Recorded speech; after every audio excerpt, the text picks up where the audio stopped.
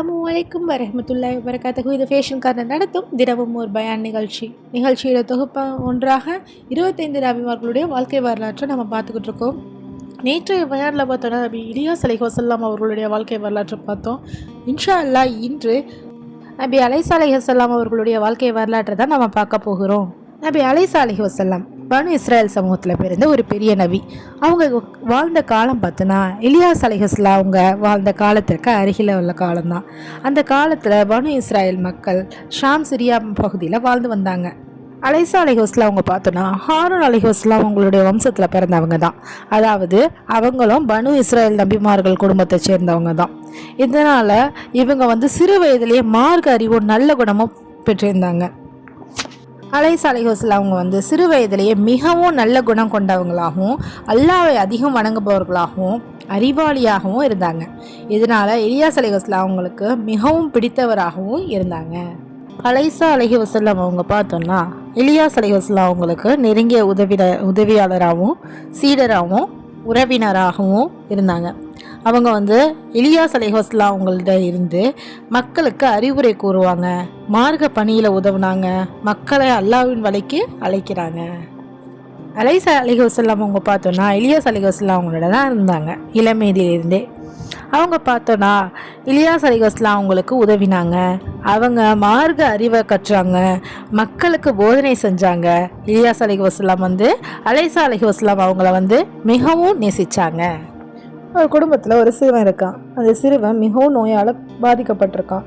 அவன் பல நாள் படுத்த படுக்கையிலே இருந்தான், சாப்பிட முடியல, உடல் ரொம்ப பலகீனமாயிடுச்சு. அந்த குடும்பம் மிகவும் கவலையில் இருக்குது. தாயுடைய வேண்டுகோள் என்னென்னா, அந்த சிறுவனுடைய தாய் இலியாஸ் அலைஹிஸ்ஸலாம் அவங்கள சந்தித்து அழுது கொண்டு சொல்கிறா, என் மகன் மிகவும் நோயில் இருக்கான், தயவு செய்து அல்லாஹ்விடம் நீங்கள் துவா செய்யுங்க. அவன் மிகவும் நபியுடன் உதவி கேட்குறாங்க. இலியாஸ் அலைஹிஸ்ஸலாம் அவங்க அந்த சிறுவனை பார்த்தாங்க, பிறகு துவா செய்தாங்க. அந்த சிறுவனுக்கு குணமாக வேண்டும் என்று மனமாற வேண்டினாங்க. அல்லாஹ் இலியாஸ் அலைஹிஸ்ஸலாம் அவர்களுடைய துவாவை ஏற்றான். அந்த சிறுவன் மெல்ல மெல்ல குணமானான். அந்த சிறுவன் தான் அலைசா அலைஹிஸ்ஸலாம் அவர்கள். அலைசா அலைஹிஸ்ஸலாம் பார்த்தோன்னா மக்களுக்கு அறிவுரை கூறுறாங்க, விக்கிரக வழிபாட்டை எதிர்க்கிறாங்க, மக்களை அல்லாஹ்வின் வழிக்கு அழைக்கிறாங்க. அவங்க இலியாஸ் அலைஹிஸ்ஸலாம் அவங்களுடைய நம்பகமான உதவியாளராகவும் நெருங்கிய சீடராகவும் மார்க்க பணியுடைய துணையாகவும் இருக்கிறாங்க. இலியாஸ் அலைஹிஸ்ஸலாம் அவங்கள்ட்ட அலைசா அலைஹிஸ்ஸலாம் அவங்க மார்க்க பணிக்கு தயார் செஞ்சுக்கிட்டு இருந்தாங்க. அவங்க அறிவுகளை கற்றாங்க, பொறுமையை கற்றுக்கிட்டாங்க, மக்களை வழி நடத்த கற்றுக்கிட்டாங்க. பின்னாடி இலியாஸ் அலைஹிஸ்ஸலாம் அவங்களுக்கு பிறகு அலைசா அலைஹிஸ்ஸலாம் அவங்களே நபியாகவும் ஆனாங்க. இலியாஸ் அலைஹிஸ்ஸலாம் அவங்க காலத்துக்கு பிறகு அல்லாஹ் அலைசா அலைஹிஸ்ஸலாம் அவங்கள பனு இஸ்ராயல் மக்களுக்கு நபியாக நியமித்தான். அவங்க இலியாஸ் அலைஹிஸ்ஸலாம் அவங்க தொடங்கிய பணியையே தொடர்ந்தாங்க. இவங்க புதுசாக எதுவும் கொண்டு வராமல் அவங்க செய்த பணியை தான் இவங்களும் செஞ்சாங்க. அலைசா அலைஹிஸ்ஸலாம் அவங்க மக்கள்கிட்ட கூறுறாங்க, அல்லாஹ்வை மட்டுமே வணங்குங்க, விக்கிரகங்களை விட்டு விடுங்க, நல்ல வாழ்க்கையை வாழுங்க, பாவங்களை விட்டு விடுங்க. அவங்க மக்களை தௌஹீத் வழிக்கு அழைக்கிறாங்க. அலைசா அலைஹிஸ்ஸலாம் அவங்க மக்கள்கிட்ட பொறுமையோடு போதித்து வந்தாங்க. அவங்க காலத்தில் சிலர் உண்மையை ஏற்றாங்கன்னோ சிலர் மார்க்கத்திலேயே நிலைத்திருந்தாங்கன்னோ சொல்லப்பட்டது. இதனால் சமுதாயத்தில் சில நல்ல மாற்றங்களும் ஏற்பட்டுச்சு.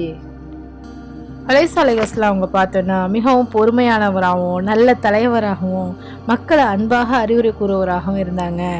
ஆகையால் மக்கள் அவங்கள கடுமையாக அல்ல அன்பாக வழி நடத்தினாங்க. சில மக்கள் அவர் வழிக்கு வரவும் செஞ்சாங்க.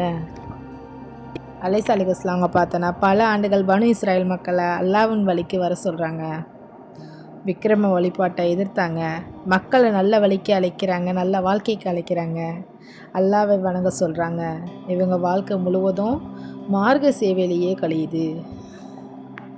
அலைஹிஸ்ஸலாம் அவங்க பார்த்தோன்னா மக்களை நேர் வழியில் நடத்துகிறாங்க, நீதியுடன் வாழ சொல்கிறாங்க, தவறுகளை எச்சரிக்கிறாங்க. அவங்க காலத்தில் சிலர் உண்மையையும் ஏற்றாங்க. அவங்க மக்களிடையே மதிப்பும் மரியாதையும் பெற்றவங்களாக இருக்காங்க. நீண்ட காலம் மார்க்க பணியில் இருந்து பிறகு அலைசா அலைஹிஸ்ஸலாம் அவங்க வயது முதிர்ந்துட்டாங்க. பின்னர் அவங்க இயல்பாகவே மரணித்துட்டாங்க. அவங்கள மறைந்த இடம் பார்த்தோன்னா ஷாம் சிரியா பகுதியில் தான். அந்த பகுதியிலே அவரை அடக்கம் செய்யப்பட்டது. அலைசா அலைஹிஸ்ஸலாம் அவங்கள பற்றி குரானில் குறிப்பிட்டுள்ள முக்கியமான நபிமார்களில் இவரும் ஒருவர்.